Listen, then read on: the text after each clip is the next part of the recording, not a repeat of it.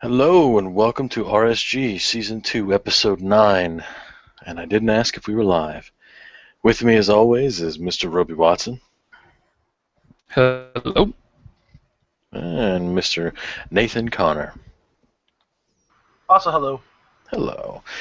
We have a pretty decent show set up for you guys tonight. We're going to talk a little bit about our hands-on we had with Alien Isolation, as well as we watched, actually we've all been doing a little bit of independent research, as well as Roby and I watched a little bit of gameplay on Twitch in regards to Shadows of Mordor. So that should be fun. We got another segment coming up we're going to introduce today called Real Talk, and we'll get into the real talk when it's time for the real talk. But yeah, we can go ahead and get started. So we all noticed that people are thinking that Robert Downey Jr.'s large role in the next Captain America means that it's going to be the Civil War. Has that been confirmed, or is That's been confirmed. Oh, is it? So they are in fact doing Yeah. Civil War.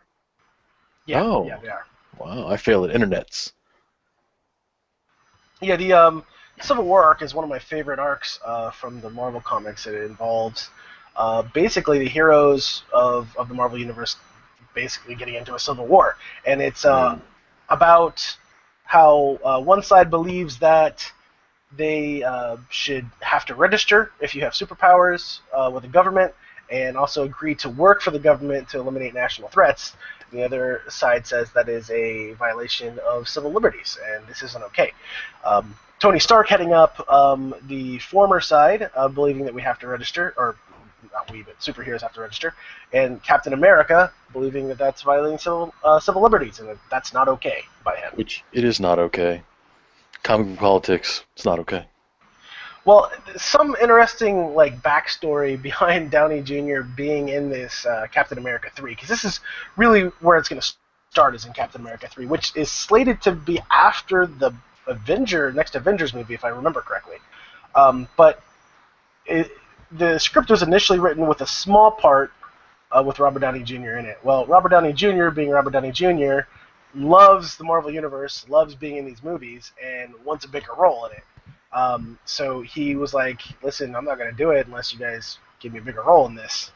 At which point the director, or I can't remember if it was the director or the producer, was pissed off and was like, fine, just write him out. But you don't write out Robert Downey Jr. Yeah, just write it. They said, just write him out. But the people who care a lot for the arcs and the story kind of got together and was like, listen, honestly, it makes more sense to have him in. And honestly, the movie is going to do better. If he is in. So Yep. They gave him a bigger part. He has a more creative control in it as Iron Man. So reprising his role, because there isn't going to be an Iron Man 4 from what I understand. So it's not in the works. So this is his way of staying in the universe. And it makes sense too. I mean, if they're going to start the Civil War, like you've explained to me off. Yeah, but I thought that he was for because Robert Downey Jr. didn't want to do it. I He heard. thought he was getting too old for it.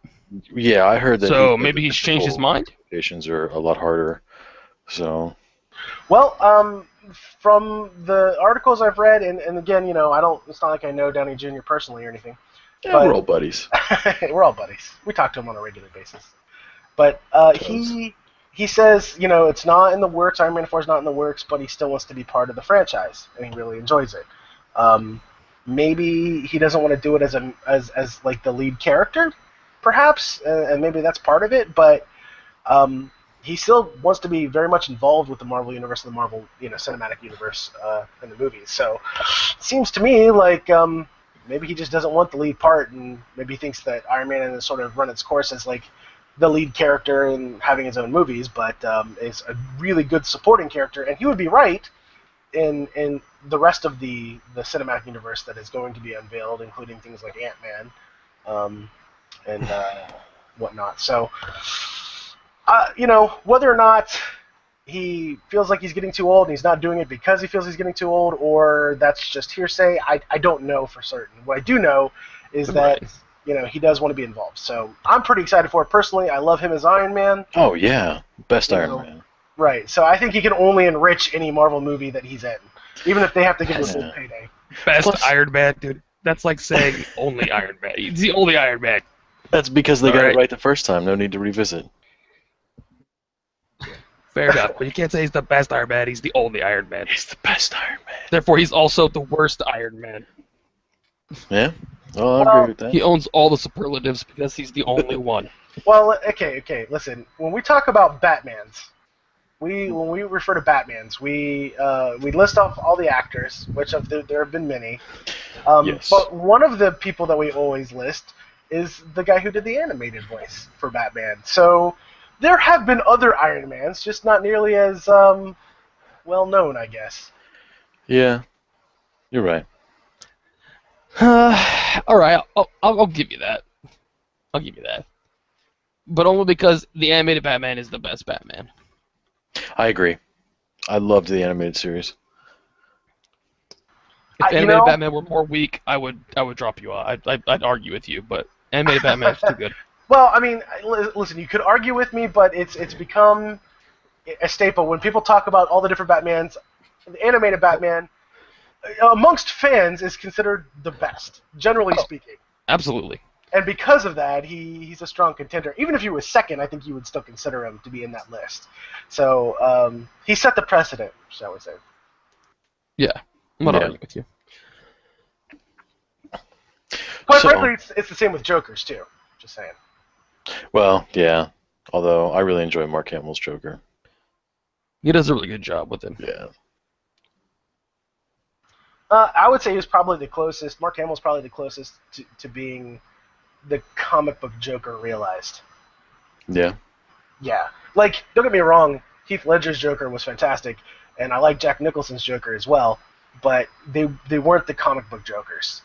Yeah. Mark Hamill's is very much the comic book Joker.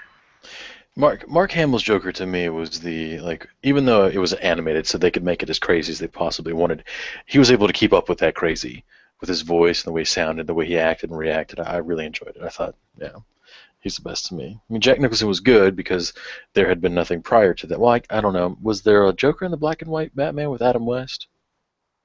I don't remember. I imagine. Yeah, there would have had to. Yeah, there was a Joker. Caesar Romero, I think, was his name. Hipsters are turning us off right now. Like, he doesn't know the original black and white Batman stuff. You don't know nothing about Batman? Right.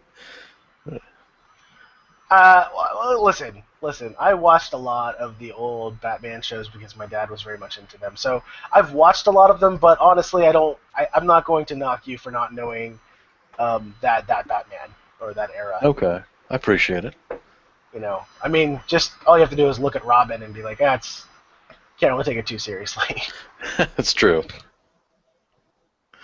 Oh. I don't know what you're talking about, bro. That's the best Robin there ever was.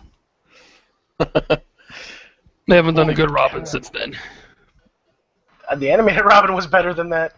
Oh, man, not true. What? Not true. What? I don't even know who you are anymore. I'm the guy with the correct opinion. You've always known that. The animated Robin was weak, man. He was not.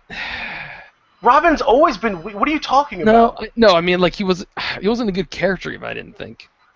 And we are way off subject right now. Way off subject right now. It's random. I dig it. We can come back and talk about Batman next week. Okay. Time for it. We'll block it off. All right. We'll talk about Robin next week. All right. You can be wrong next week. That's okay. Fine. But let's get back on target right now. Everybody heard it here. He's wrong. That's right. Record that. Play it back. Keep it, because you'll never hear that again. Okay. You will hear Connor tell me that I'm wrong over and over again. Many, many times you'll hear that. See, all you have to do there... Does so, but you will hear it several times. All you have to do now is just go back and edit out the you will hear Connor tell me, and then just leave in I'm wrong, and then erase the rest of it, and then there you go, sound clip created. He's wrong. Anyways, okay, back on subject, Roby. Go ahead with what you were saying before I interrupted you. So yeah, I put up a link on the Facebook page about the Civil War story arc.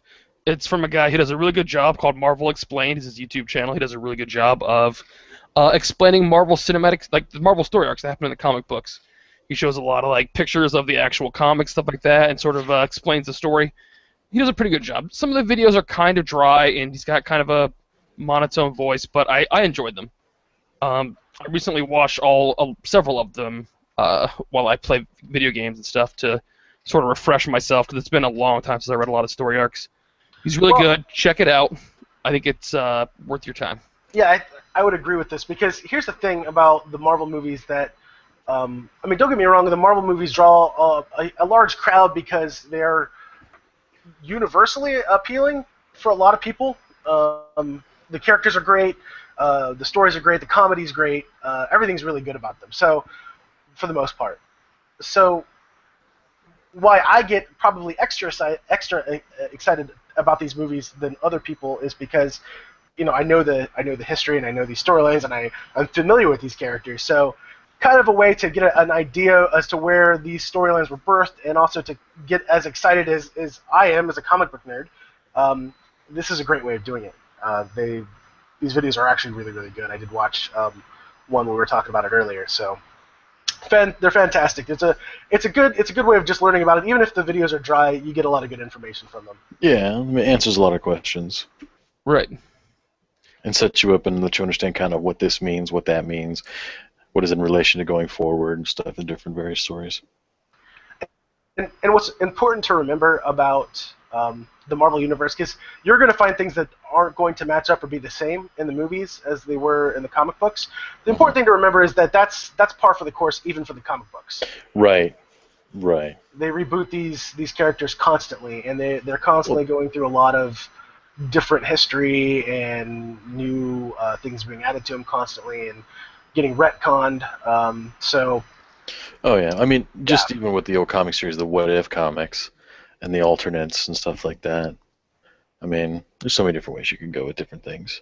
Yeah, so don't see it, or sweat it as something. Oh, this isn't the same, so this isn't as good. Really, the way to look at it is this is an alternate universe, and this is another way it could have played out, and it's interesting and entertaining in its own right. Yeah. No, so I mean, yeah, I'm gonna have to check them out when we're done here. Did you have any more you want to say on that, Roby, on that guy's works, or is that about it? No, that's about it. Like I said, check it out. He's got a lot of good videos. The one about the Infinity Gauntlet is also really good and very relevant to the current Marvel Cinematic Universe as well. Nice. Yeah, definitely check that one out. I did want to plug another website that I was privy to discover recently. It's the name of the group is called Corridor Digital, and they do a lot of really cool, digital effects and YouTube videos about video games, almost exclusively really about video games. Not entirely, but almost. But they're all really, really good. A lot of their effects are really well done, and they're a smaller studio, but they are the ones who were hired to do the live-action trailers for Shadows of Mordor. And those trailers are really, really good. So check them out. It's really cool. There's a link on our Facebook page as well. So yeah, just another website I wanted to plug. Yeah, check a lot of good info. A lot of I lost what I was gonna say. Sales. Surprise. Yeah, There's a surprise. Yeah. Well, we got to get some hands on Alien Isolation yesterday, and that was fun. It was, I mean, a little creepy, survival horror. And of course, I am super cautious. Cautious. Scared. I don't think super cautious is the right way to put it, man. Super scared. Cautious. No. You spent 2 hours playing the newbie prison. Well, it was dark. And you were scared. There were noises. There were noises. Yes, there were lots of noises. Yeah, no, I should have haloed it and do it a lot faster, but it was kind of, I don't know. It was fun. I enjoyed being a little bit scared, your heart racing on a few things. I mean, the graphics for it are really well done. I mean, I don't know how you felt about the graphics, Robbie, but I thought they did a really good job. I mean, everything was extremely detailed. Well, we recently sat down and watched the first, and by recently I mean Tuesday of this week, sat down and watched the original Alien movie. Yeah. So Getting boned up for it. It was my first time viewing it, as I was a sheltered child, and did not see it when I was a kid, as I was also born the same year it came out. So But I really enjoyed the movie. I thought it was really good. And when I saw the game, it was very much a very detailed replica of that movie and of that time frame. You know Yeah, what it I mean? really is. Yeah. I was gonna tell you, like, if you had not seen the movie and then played the game, you can still enjoy the game for what it is, because they do such a great job of translating the original movie's feel to it. But if you have watched the movie, you're gonna look at that and be like, oh my gosh, this is the universe. This is the same, you know. Right. Yeah. Yeah, they did a really good job with that. Like even down to like all the hallways being shorter and stuff because it's a spaceship. They got to build it compact. You know, in most places here in America, at least, everyone's got a 10-foot ceiling. So you know, most people don't come up to the top of the door, which is usually 8 feet tall. But there, like Sigourney Weaver looked super tall sometimes because she's standing in front of the doors, but the doors are only like 6 feet tall because you're not wasting that extra space.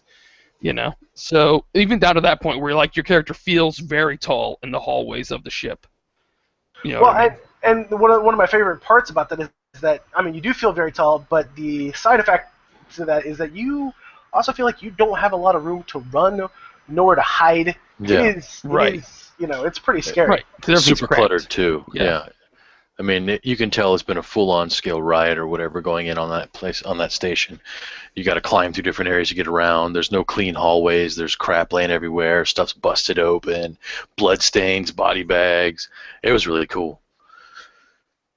There's a few things I didn't like though. In the newbie prison, you don't have a melee. You don't get it until you have to like save one of your friends. And there was one part where I had to go sneak and turn on a generator to Well, let's be honest. distract. It was the one time you rushed and didn't look around and think about what might be the consequences of this. Like every other generator, you were like, I don't know if I should turn this on or not. I might get killed if I turn this generator on, and you're just supposed to turn them on and move on with the storyline. Well, the thing you're is, supposed to learn about this or whatever. And this one, you didn't do that, so you turned it off, and you're like, oh shit, I gotta hide somewhere. well, But you hadn't looked for it first. You know, to my defense, You we were just got scared. that. you're gonna try to blame this No. on me. Is No, that what no, you're no. gonna do right now? No, no, no. I'm not gonna blame it on That's what you're anybody. gonna do right now. I'm gonna blame it on the game, and I'll tell you why. The Okay. game tells you with the recording that it cut the power because they have it locked in a certain area. Now, if you're familiar with aliens, you understand that when they say we have it locked, it means the alien. So by turning the power on, you let the alien out. See what I'm saying? So I was like, why not just keep the power off and go home? Because you can't go home. True. Did you miss the cutscene where you arrived on the station? Oh, Did you miss yeah. that part? You can't go home, dude. That's true. You're kind of screwed from the beginning. You're like, oh, it's just a Right. spacewalk. What harm could it do? No, but I enjoyed it a lot. I thought it was really good. I thought they did a really good job. When you do finally encounter the alien in the newbie zone, they do such a good job of just having like the sound around you. You can't really tell where it is. And I mean, I don't know. It freaked me out. I don't know how you were feeling about it, Robbie, but it was like, it played to your creepy factor. It was pretty creepy. I will grant you that. It was really good. And we played on the Xbox One, and they do have the Kinect. They have some additional Oh, features. So, like, yes. if you're in peak mode or whatever, you can use your head to look around. We never really got to try that out that much because, again, Ryan was playing for 2 hours in the newbie prison. Oh, And, my gosh. Let it But go. we did Yeah. try out a little bit. So scared. If you make sounds in the room, your Kinect will pick that up and translate it into the game, and other people will see you and hear you. Yeah. And if they're not your friends, they'll come kill you for it. Just talking loud in there. Like, there was one part where we wanted to test it, so Robbie's like, clap your hands. And I did it. And as soon as I clapped my hands, just like that, they turned around, guns blazing, and started, like, heading towards us. And then I got shotgunned to death. Then there's one time they made a comment like, oh, we got to do something. I was like, yes, we do. And then they were, what's that? It did a really good job with the whole Kinect interface with that. Awesome. It really helps with the immersion, and the one complaint I had about the game, and I haven't really played it, I've just watched a lot of videos on it and a number of streams, was that the animation for the alien I think could have been better. It wasn't as feral as I would like it to be. And I don't know, maybe this is more from like the Aliens movie where they're Right. like crawling around in the ducks super fast, and when he saw you and he rushed towards you, you're done. You're done. Yeah, there's no way around it. Yeah, if the alien sees you and he rushes for you, you're pretty much done. The only real way to avoid being killed by the aliens to not being seen by him in the first place. Which is hard. Yeah, so I would have liked a more predatory sort of feel to the alien, more crawling around on all fours. He's doing a lot of just like meandering on both legs, like looking for a drinking fountain or something. I don't know. Well, yeah. I mean, I understand that the aliens will take on more of the characteristics of the host that they were, that they gestated in. That's going into comic books and everything else about aliens and super nerd lore in regards to it. But having it just kind of wander around, yeah, you think it'd be like you said, actively hunting for something. I mean, creeping around, crawling around, or crawling on the side of the wall. Because I mean, they can walk on walls and ceilings and stuff like that. Like it'd be cool just to see the thing walking around the ceiling. Well, So, that's exactly it. Like in the movies, they did more walking around on walls and ceilings and in air ducts than hmm they did just upright walking along. That was like my only real complaint about the game.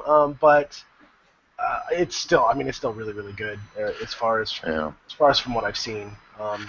I haven't really gotten far enough to craft weapons, so I don't really know. And I'm assuming that since it's a survival horror, yeah, you'll get weapons, yeah, you'll get ammo, but it's going to be limited supply, so use it when you can. You're not going to be able to like turn around and just shoot and kill the alien. So No, you can't. From what I have seen, a lot of the weapons and stuff are used on other human beings and the androids. working Joes. Yeah. Yeah. But Yeah. the the crowd, it's very much survival horror in the sense, it kind of, I don't know, in a way it harkens back to the original Resident Evil, and well, even some of its predecessors or successors rather, where you are having to find these materials and craft them as you're going. Right. And it's very limited. So it's, once you've picked something up from somewhere, it doesn't just come back. Right. You Not can't to just. mention the AI for the people and the alien is a lot different too. Like you could run through and fail one way and think, okay, well I just got to run through and go left instead of right here when an alien will be waiting for you there. And also, you mentioned the crafting materials and stuff. I mean, you could easily walk past crafting materials and not even know they're there. I mean, when you get close and you look at them, they kind of give a little flash and you can pick them up. But if you're moving, and it'd be easy just to walk right past some key component. Yeah, So, absolutely. The game actually really forces you to scrounge and scour and look for the stuff you need to survive. survive, yeah. Yeah, I Which do I have like. I have a little bit of complaints in regards to a lot of the luggage and toolboxes and stuff like that, and random objects are completely stationary. You can't move them. I mean, you can move some cups and stuff like that and make noise that way, but you can't move carts out of the way. You can't. I mean, like I don't know. I kind of expected more. Like it's something that relies on you being stealth. I imagine they'd have more things like bumping into stuff, or you know what I mean. So Well, that's it definitely has room for improvement. There's a number of like smaller things, like that complaint. In my opinion, is a smaller complaint because they right, focused right. very heavily on, instead of giving us like half-assed interactable objects, really focusing on the stealth gameplay and the. And I hate saying stealth because that sort of insinuates, at least in the genre of video game stealth genre in video games, that you're hunting something quietly, but it's really It's not the I'm gonna call it the hiding mechanic. Right. Okay. No, that's a bit. Yeah, and I mean, you can like jump inside of lockers and stuff. Like I walked up to a locker and pressed the button, think it was going to open it. And she slams open the door, then slams it closed real fast, and then you're just peeking out of the Yeah. grates. That was crazy. Yeah. The one weird thing about that is that like you're hiding in the locker, peeking through the grates, waiting for people to pass or the alien to pass. But when you leave the locker, you just fucking kick it open super loud. Right. Right. Even like when you're walking in and out of the air ducts, I mean, it sounds like metal on metal when you're walking through the little spiral opening and closing air ducts, Oh which yeah. I really am glad they had the spiral opening because that was one of the things I kind of forgot was in the original Alien movie that they obviously did not forget. I mean, they did their homework, just like Roby said. So, Yeah, she feels very cloven hoofed. She walks everywhere, which is kind of weird. But you know what? Honestly, it's not that. And it's not that far from. I mean, you're walking on a metal grate with whatever shoes you right. have on. So if you're walking normally or running, it's going to be loud. You have to sneak to Oh, definitely. Definitely. purposely move silently. so you're not eaten and gobbled up. Well, I don't. How many times have you guys died to the alien so far? Well, we only ran into the alien once because it took me 2 hours to get out of the newbie zone. So, Because you were now, I didn't want to have to say it again. Thanks. well, I figured it was going to come out, but the only real thing we had with the alien, and I don't even honestly know if the alien was even really there, but like, and spoiler alert if you haven't played the ending of the newbie zone, but the buddy that you save and is helping you kind of go through there. Which I'm kind of glad they killed him off, because I'll tell you what, the whole scared factor was gone as soon as you had another, even an NPC in there with you, because, I mean, you could always kick him down and run while the alien eats him. Anyway, like when they did a I'm not really sure good job. that's actually one of the Oh, options yeah, you probably on, could your, have that, no. on your key mapping. I'm just saying I would, because don't get stuck in an alien-infested space station with me. That's all I'm saying. But, Duly no, noted. it was cool when they introduced the alien, because he's standing there and all of a sudden the tail gets him and yanks him into a vent, so you never actually get to see the whole body of the alien. You just hear it, you see what he did to that person, there's blood coming out of this vent thing, and then it's like immediately like, hey, you need to go, run, get out of here. So then I take off running and I come to the elevator, I'm slamming the door, and I don't know if in Aliens 2 or Aliens, there's a scene where she's pressing the button for the elevator and it takes forever to get there, and that's really what happens at the end of that. But you don't really get to see the alien in that part, but you hear it, like it's crawling around, you hear it hissing and stuff like that. And I never really walked around to go see if he was chilling, but so no, we have not died to the alien yet. TLDR, no deaths to alien. Well, you guys need to let me know if there are different death scenes, because I've only seen one death scene. Like, in just Face on. no, it's not. Actually, the alien comes up behind you. Well, even if it comes up in front of you, it like grabs you or something, and you look down, and its tail just basically goes to your abdomen, and you see it come out your stomach. Well, I saw one online where the alien's like in your face and the mouth opens up and you see the little mouth and then you're dead. So I imagine they have to have more than one death scene, man. Well, I was just very impressed that at one point you look down in a first-person game, you look down, and you see your body. Yeah. Because that's one of the biggest issues with a lot of first-person games. You look down and there's nothing there. True. You're just a disembodied head floating around. It's true. It's a little weird that way. But no, I mean, and we're gonna play more with it too. I mean, I left it over at Roby's house, so we'll jump on and play more with it over throughout the next few weeks and stuff like that, and we can check back on it. But highly recommend it. It's especially now Halloween time. If you want a good spooky game to play with friends, definitely pick up Alien Isolation. Because I mean, I don't know, made me stay in a newbie zone for 2 hours. Just saying. Scared. Yep, I'll admit it. I was scared. Pee in your pants. You were Scared. super scared, bro. Yeah. Super scared. But it was entertaining, and it was very beautifully done. If nothing very else, much, the yeah. environments are really good. Although everyone is sweating a lot. Yeah, it's really weird. Like, you figured it'd be kind Everyone of is cold on sweating a a space lot. station, but these cats are like they're working out the whole time. Right? Like Well, I Alex mean- came in from a run. They're like, Right. Like, checking their pulse, like, yeah, oh, that was good. All right, what are we doing now? Maybe they'll just do CrossFit with her off camera. Oh my gosh. Okay, so on to the next game that we're going to talk a little bit about, and I know you actually picked it up. You said you were in the middle of downloading it, I believe, Ryan. It's I am Shadows at of Mordor, 53% right now, yes. 53%. Okay, I want to talk a little bit about this because I'll be entirely honest. I'm not a huge Tolkien fan. I'm not. I'm just not. That's okay. And, It's okay, yeah, I guess. it's the books were decent, but the movies The books being decent is kind of a stretch for me. They are verbose. Honestly, like the only other series in my mind that's more popular than it seems like, and is actually worse in my opinion, is the Wheel of Time series. the I Wheel can't of Time read series Wheel of is- Time either. Oh Lord, I've tried to start that series like 12 times, and I can get like halfway through the first book before I'm like, nope, I cannot do this anymore. Yeah, it is. That was And you're Jordan, not right? wrong. Yeah, that was Yeah, Jordan. Yeah. it was Robert Jordan. Yeah, Robert Jordan. But Tolkien is almost as bad. No, you're It not is, wrong. Like, You're not wrong. I'm just endlessly saying, verbose descriptions.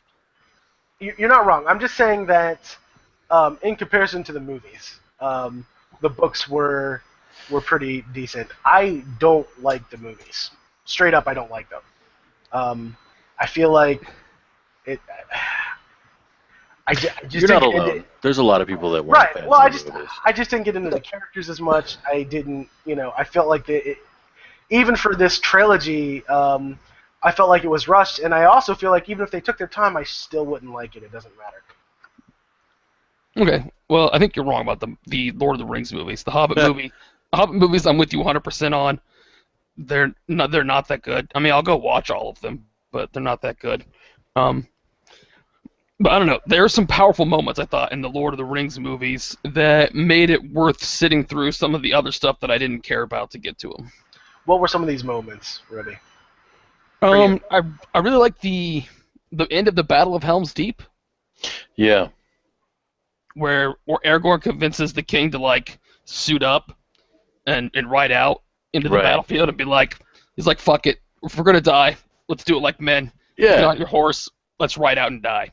You But know? see, this is that. But see, it's the end of these movies that really just highlight Tolkien's biggest flaw with all of his books is the complete Deus Ex Machina that he loves to write at the end of all of his books. Just whoa. someone comes in at the end. Okay, no, you're not wrong. There's a lot of Deus Ex Machina, but the ending of that movie was not Deus Ex Machina. Okay, not entirely. You're right. It's Chekhov's gun. It's definitely Chekhov's gun, but it's not Deus Ex Machina. No, you're right. It is Chekhov's gun. It's not Deus Ex Machina, but it is very much like something comes. You're facing impossible odds. Something comes in and saves the day at the last second, and it's something silly. Right. Well, it's one of those things that like they introduce in the first act, and then it goes away, and it comes back to be important at the end. You know what I mean? The fact that they'd sent Éomer off away was sort of forgotten during the whole Battle of Helm's Deep. No, you're right. And then It they was come back sort at of the end. forgotten. Right. But that's Just sort of straight the. Just That's straight sort up of Chekhov's gun. No, you're right, but that's sort of the problem. I mean, you're coming awfully close to Deus Ex Machina when you're literally 5 minutes away from it being that. You're awfully close, and it's just as bad. I don't know. I enjoyed the movies. I really loved the books. Maybe it's because it's like the first introduction to the fantasy world when I was a kid, aside from C.S. Lewis. I mean, I kind of had a sheltered upbringing, but yeah, I don't know. I really enjoyed them.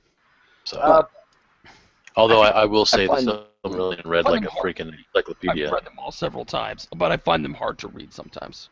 I do too.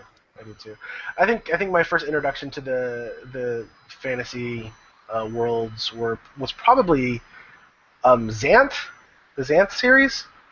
But Which I Anthony, really good series. Yes, Pierce Anthony, Really good really good series. Love it. I don't think I knew that one. I'll check it out. It's a lot of fun.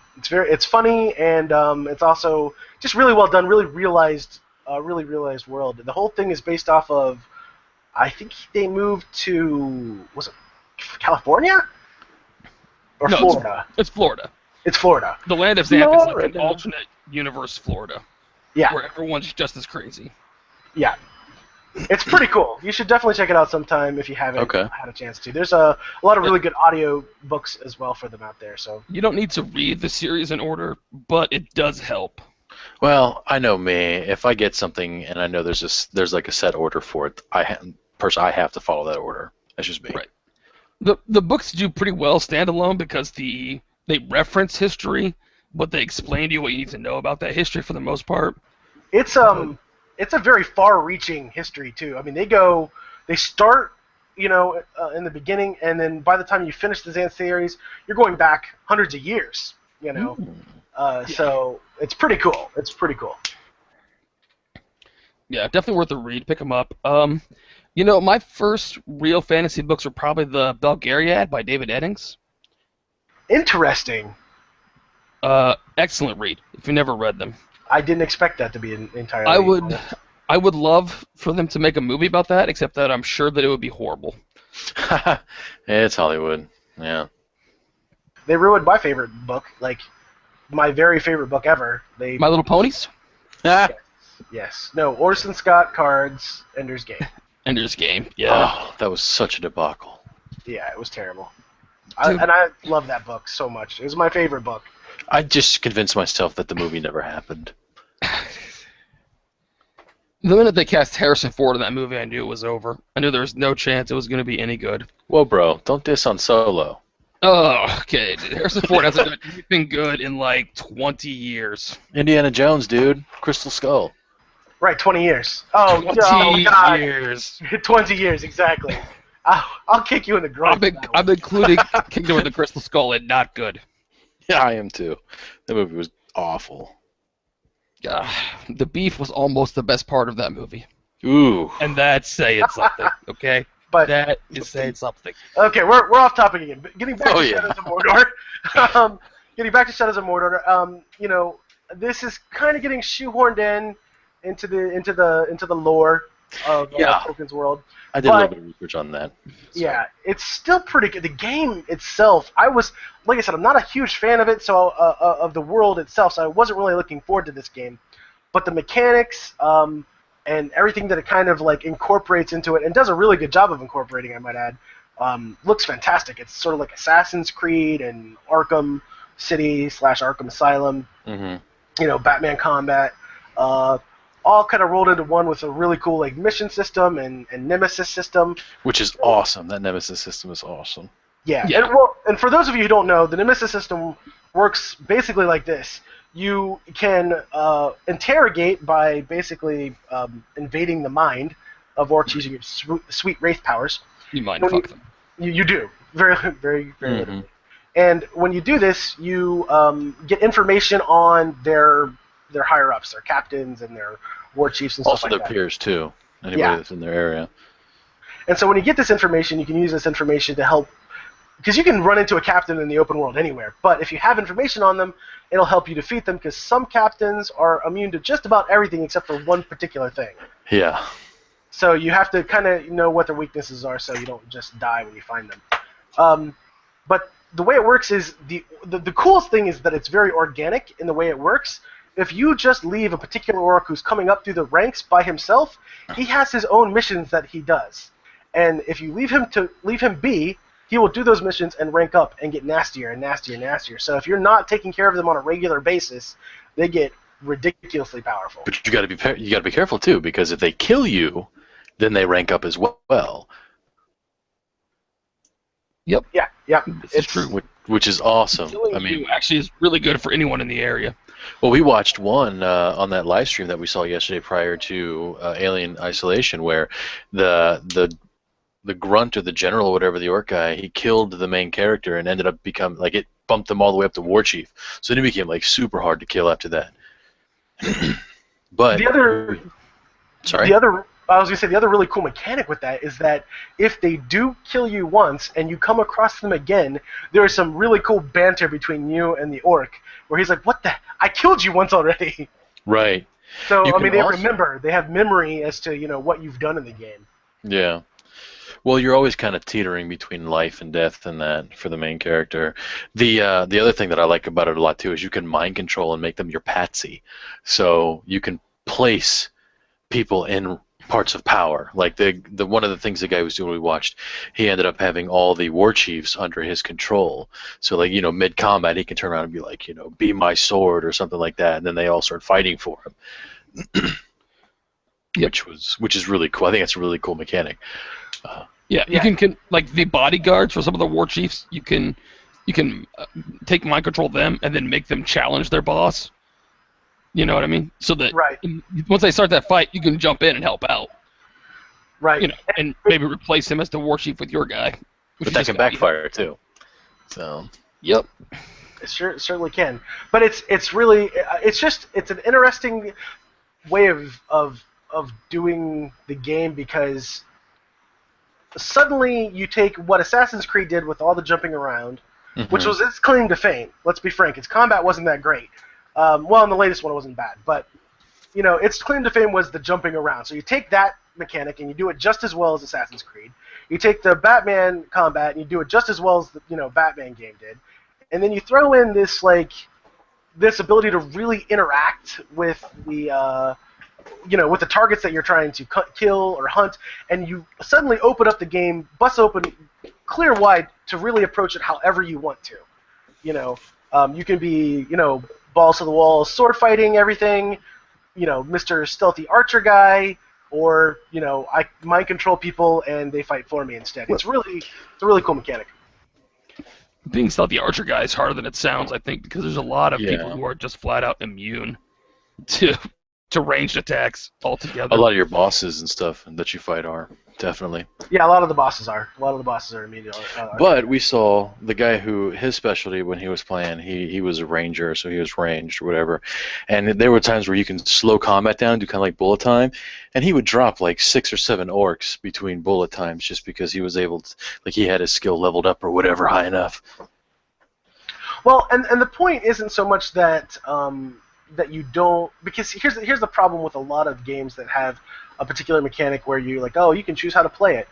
Well, there's some people who like, oh, I go through the whole game, super stealthy and I never, kill anybody. Well, that's kind of cool and all, but Super cautious. ultimately, I feel like this is a better mechanic where you get to play the bulk of the game how you want to play it, but it also forces you out of your comfort zone, forces you to think on your feet and play, in a way and think, around the situation that you're in and try and find a way to defeat it outside of what maybe you would just normally do. Because Right. the game gets stale, in my opinion, after a while. I suppose there's the challenge of playing a particular way that's harder than the rest, but in this particular situation, I think it works out really, really well. So in the end, I'm actually really for the game. The combat seems really smooth. The animations transition very well. From countering to counterattacking to blocking somebody's ability and finishing moves and all this stuff. The combat in itself is actually pretty robust, considering there's so many other ways to go about the game. Right. I don't know. I'm excited to play it. Just watching it, like I didn't want to have anything to do with it when I saw the preview, like Shadows of Mordor, because I'm a Tolkien nerd. I love it. So the first thing I did today was look up the lore and try to see how they're playing it. I was like, okay, it's acceptable. I'll dig that.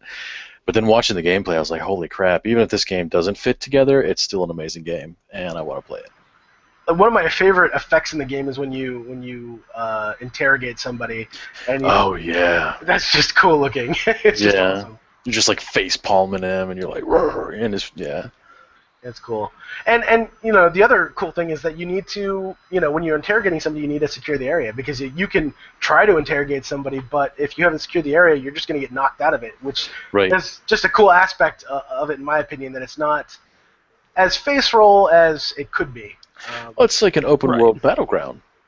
To be Right. honest, it's like, well, not in the. You remember Dynasty Warriors and stuff like that. Like you could pretty much, and Samurai Warriors and stuff like that. Like when you're out in the field, you could be attacked by different groups at different times. But this, I think, is a lot better than that. But it's you're not really, just because there's no one around right now doesn't mean no one's going to come up on you. Listen, the first Dynasty Warriors was good for its time. Still a little bare bones, but it was great. Oh, I for- love for those what it games. was. However, they literally just recreated the game 400 more times and released it as is. Yes. I don't know The why. exact same game. It really did. Then they renamed it Samurai Warriors and did a whole series with I can that. show you why, bro. Because people kept buying them, Yep. and as long as people keep I- buying them, they're gonna keep making the same thing. I bought the second one and I went, what the heck? And then I rented the third one and then what the heck? And then I didn't bother after that. Just didn't bother. It was like after that point I knew that I was going to get the exact same game. Now, that isn't to say I didn't buy games similar to it, like 99 Nights, which was like one of the original, I believe, Xbox titles to come out back in the day. Or was it 360? Might have been a... Night of Nights was 360, bro. Yeah. Yeah. Okay, so it was one of the original 360 games to come out at launch. I liked that game a lot as well, but it was basically Dynasty Warriors with a little bit of like flair stuck in for like super moves. I mean, Dynasty Warriors had that too, but the ones in 99 Nights were much larger. Yes, this is true. Okay. Anyway. You guys want to finish up with this and move on to real talk? Yes, let's do. Okay. All right, yeah, definitely check out Shadows of Mordor. Pick it up; it's a lot of fun. Guaranteed good time. Right now, we want to introduce a new segment called Real Talk. Now, this is what it is. It's real talk. It's, jokes aside, we're going to be serious about it. And it may not be fun. You may not like it. We don't really care. We're going to do it anyway. So, um, Roby, you had the topic That's what we for this do. week. If That's you what want to we go do. ahead and start it, feel free. Yeah, I kind of want to touch on a topic that we touch on frequently here on our podcast, which is like the gamers versus feminists sort of war that's ongoing as we go. I've been thinking about it a lot, and I think that there's not a lot of empathy on either side for the other side's point of view, and there's not a lot of perspective for either side. You know what I mean?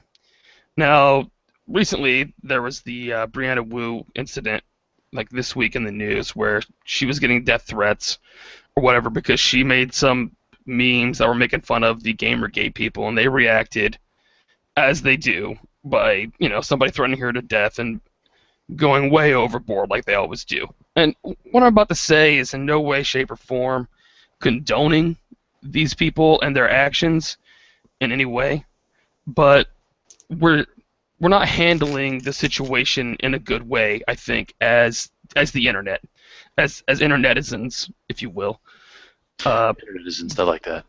because these are socially outcast people who we're dealing with, and they have retreated to the one safe space that they had left. They're not comfortable going to the club. They're not comfortable going to the mall. They're not comfortable going out in real life. So they've come to the one safe place that they have. And to them, and this is one of those things about reality, is that truth is 90% perception. Whatever I believe to be true becomes true in my mind. Whether it's real hard truth or not doesn't matter. So in a lot of their perceptions, women are the enemy, and now that enemy is invading the one safe place they have to be. Right, and the issue here is that we're not trying to change their perception. We're trying to label them as the bad guy and attack them. Right. And this is causing them to react, I'm not going to say as violently, but in a very volatile fashion. Right, well, because they're basically cornered animals. They have nowhere else to go at this point. I mean, this is their last, in their mind, this is their last safe haven where they could be accepted. And now they can't even be accepted here. So they're forced to fight, if you will. And I don't think it's right, and I think that their perception is probably wrong. But we can't handle it like we have been by continuing to shame and attack them. How do we handle it? I guess I don't know. I don't really have a good suggestion, but the handling it we need to stop with the hyperbole, first of all. Not us necessarily, but the internet in general, and really just sort of highlighting the most extreme circumstances on both sides, for both, because when all we do is focus on the most extreme feminists that are out there, and we get a skewed view of what the actual issues are, what actually needs to be looked at, what actually needs to have a solution made for it. And when we look at the most extreme view of those who are against feminists or Gamergate or whatever you want to say, whatever faction you want to list, then you get, again, a skewed view of what we need to do to help these people realize that this isn't the end of an era. This isn't the end of their sandbox. That these other people can be included. The sandbox can get larger, and we can be inclusive.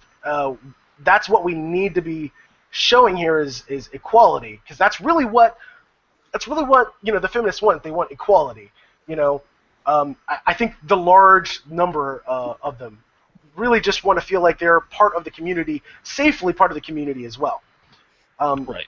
And what we're doing is, since we continue to just harp on these, those who are very radical, we're hurting. We give them the stage.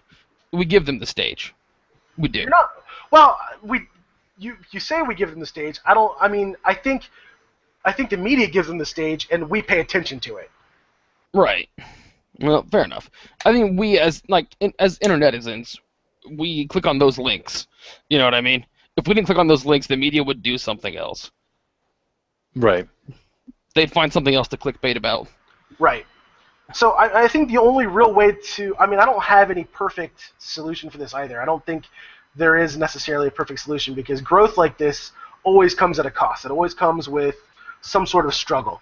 And you're going to have that regardless. And there's always going to be those, those outliers who are extremely fanatic in how they believe and how they want to handle things. I think the only thing that we can do is, as a community, both women, feminists, men, MRA, men's rights activists, all we can really do is look at those outliers and say, okay, these are outliers.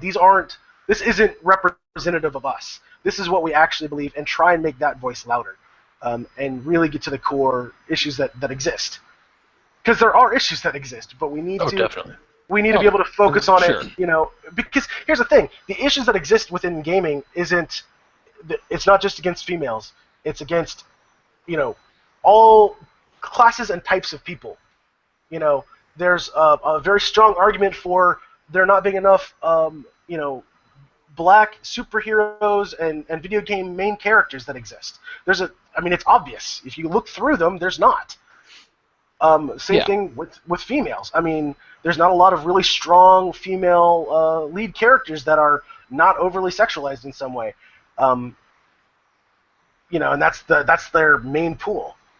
So there's issues that exist everywhere, and we need to be inclusive with those issues and see it as a whole, as opposed to breaking off in these splinter groups and fighting tooth and nail to the point of alienating, everyone else. Right. Absolutely right.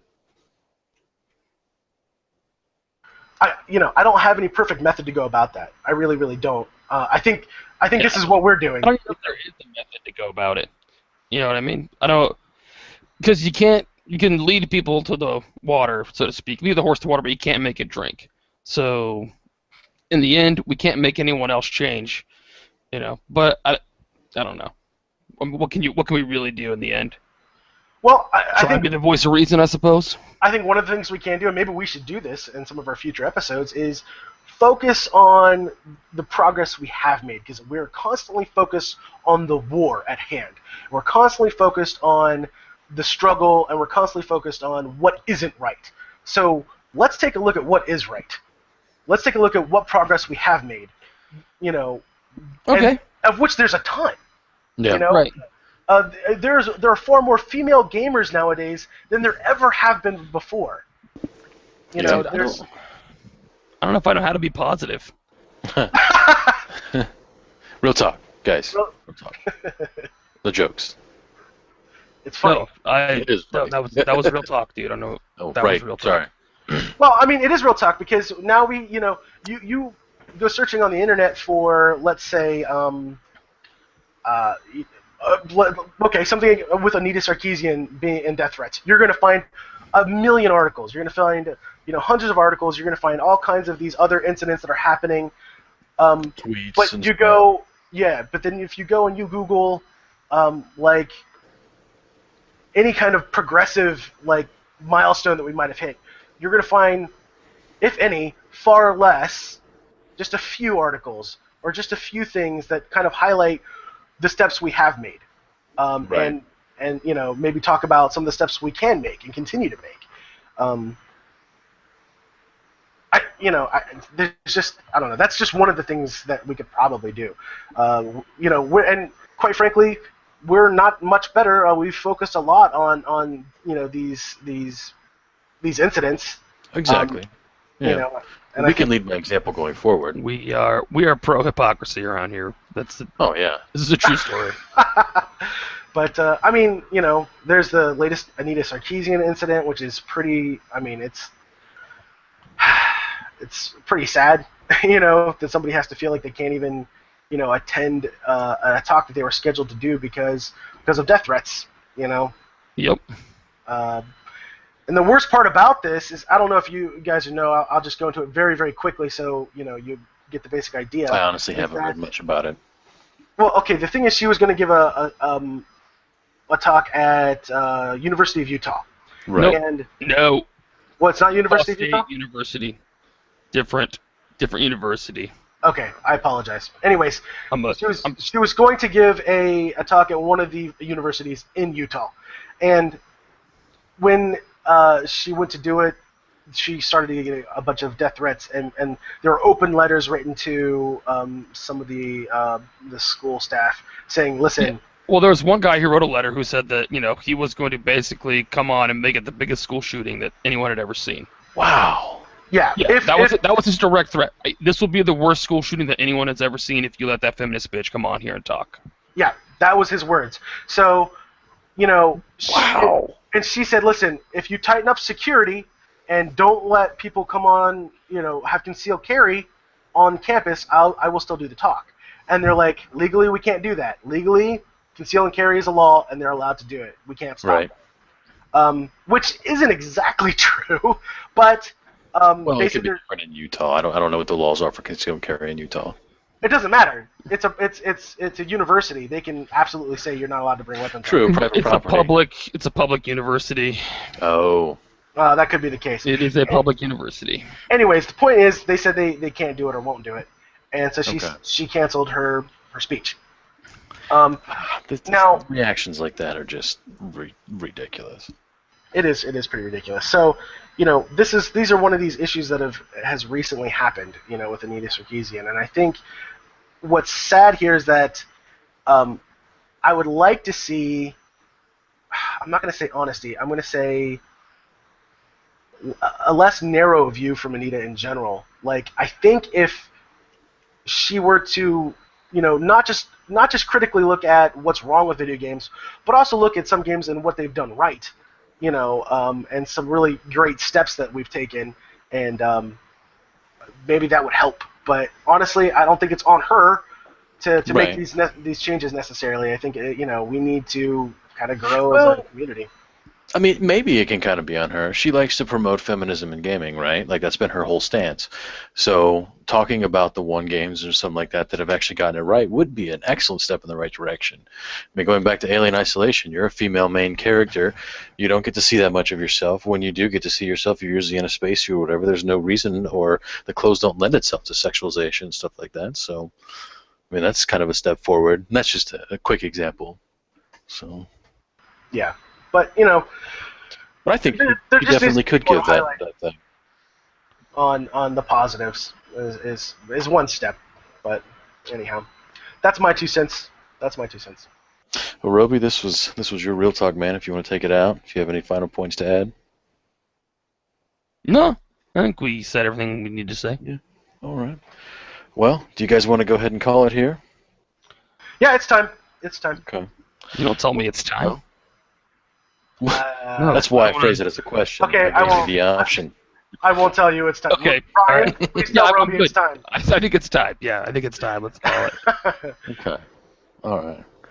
Well, thanks again for coming out, guys. Next week we'll have more on Alien Isolation. I'll have more gameplay on Shadows of Mordor.